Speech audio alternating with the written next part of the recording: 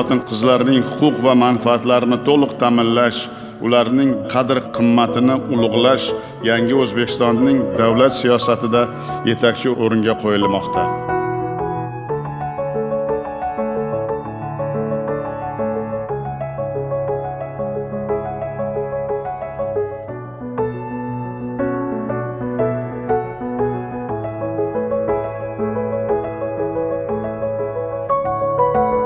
Bitta qizni o'qitsak, butun oilaga ta'lim bergan bo'lamiz.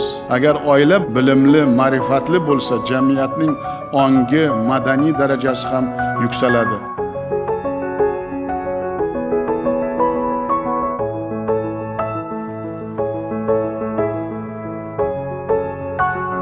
Aql zakovatli, bilimli, iste'dodli xotin-qizlarimiz davlat va jamiyatning barcha sohalarida namuna bo'lishmoqda.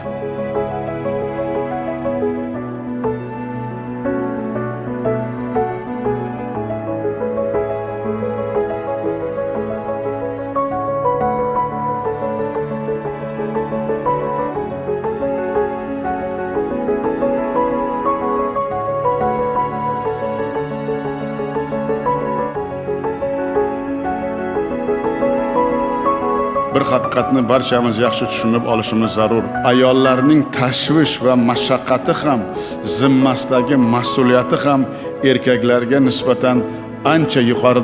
Uy ro'zg'or ishlari va farzand tarbiyasidan ortib ta'lim olayotgan, mehnat qilayotgan va tadbirkorlik bilan shug'ullanayotgan xotin-qizlar zamonamizning haqiqiy qahramonlari desak, bu ham to'g'ri bo'ladi.